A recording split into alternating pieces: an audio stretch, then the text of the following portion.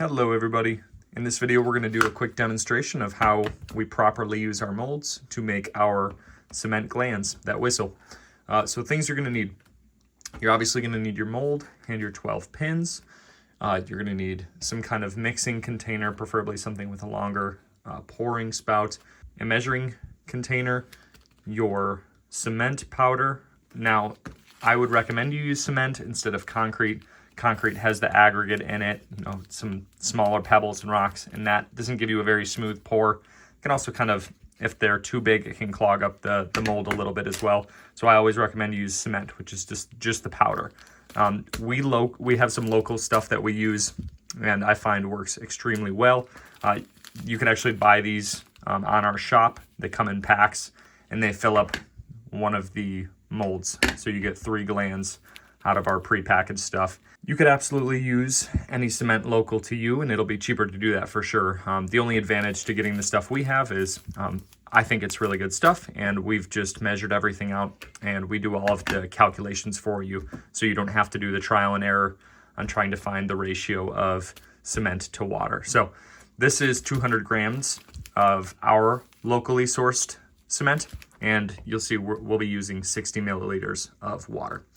You're also going to need some kind of mold release.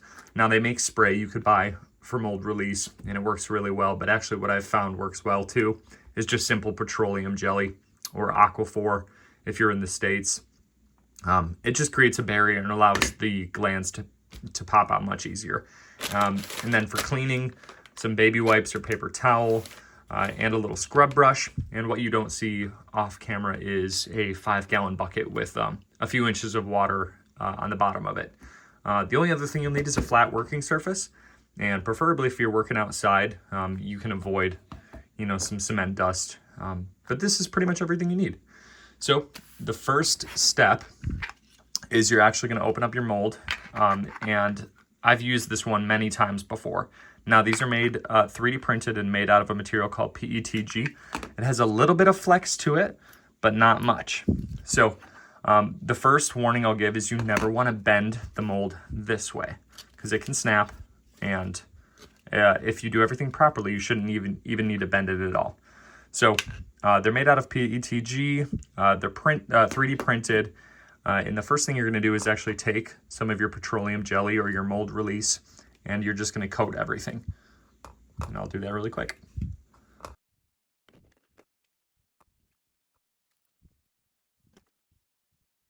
Now, one thing you're going to want to do as well is make sure don't be afraid to coat the flat surfaces of the mold, because there's always going to be a little bit of bleed over, and this just makes it so the cement doesn't get on the flat parts, or it doesn't stick on the flat parts.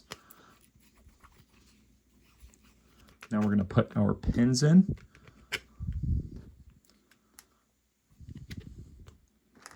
We've got all 12 pins put in, and I'm actually just going to go back and apply a little bit of that petroleum jelly to the pins as well. Just the excess is usually enough to cover them. Okay, so we've got both sides of our mold covered in our release agent. We've got all 12 of our pins inserted. They're nice and snug. Everything's good. Just doing one last visual check. I'll squeeze this tight just to make sure it's fully sealed. And now what we're gonna do is we're gonna mix our powder. Again, I've got everything pre-measured out. Do this in a well-ventilated area if you have access to one, especially outside's best case scenario. Just do it on a table. And now I'm just going to simply start mixing. You can mix with anything, but I've just got a cheap little rubber spatula that I think works just fine. And you want to make sure you get all of the chunks. Like you see there's a chunk right there. You want to make sure you break that up really well before you start pouring.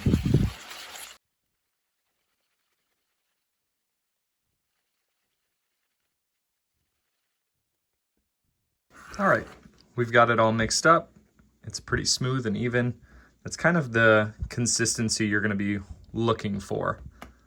Nice and runny. It's going to be easy to pour. So again, make sure your mold is squeezed tight. And this is where the long neck pouring container comes in handy. Just go nice and slow.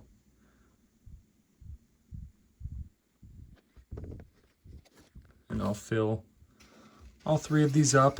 And I usually like to mix it a little bit in between each pour because sometimes the cement can settle a little bit.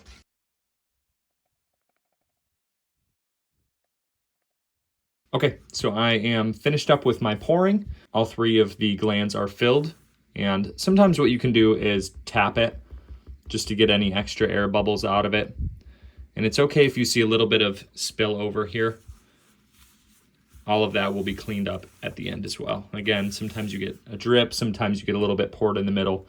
Don't worry, at the end we'll go up and use this wire brush, and it usually cleans up the mold pretty well. So what I'm gonna do is I'm gonna let this sit for 2 hours, and then I'll come back. All right, so we're back, and it's been about 2 hours. I try to not let it go past 2 hours. I've noticed that the longer it stays in, the harder the glands can be to get out.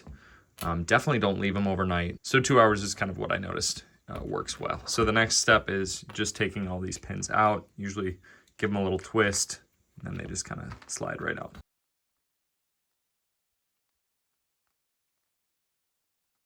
And then you just open it up from the back. You can see they just kind of pop right out. And again, you never want to bend the mold this way. You just kind of pop them out the holes.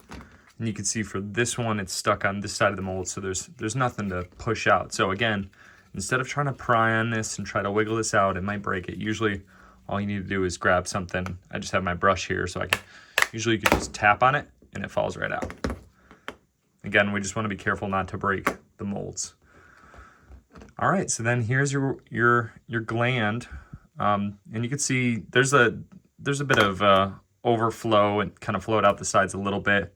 And there's a seam going down the middle. Sometimes there'll be a little bit of buildup, and you can just kind of smooth those out on each of them. You can see some of these here, a little bit of overfill as well. But really this stuff at this point it's pretty crumbly. It's not fully cured yet. And sometimes what I'll even do is I can have, I'll get some sandpaper out. I've just got a little block of 120 grit. And you can see while it's not fully cured, it'll smooth out pretty well. See, it's already looking much better. That was just 15 seconds. You could also smooth the seam out a little bit too. Just a quick touch up. And there you go. One thing I do too to fully cure them and make them even harder is you could actually just leave these in water overnight, and they'll really harden up. So I'll go through these, clean them up another time, but for right now, right away, I'll take my molds, and like I said earlier, I've got a 5-gallon bucket with a few inches of water. I'll drop them in the bucket real quick and take this wire brush to them real quick. All right, and here's the molds after like literally 10-15 seconds, scrubbing them real quick with the wire brush. Sometimes you can get some buildup in these little pockets where the pins slide into, and I'll just kind of grab a metal tool and loosen this up.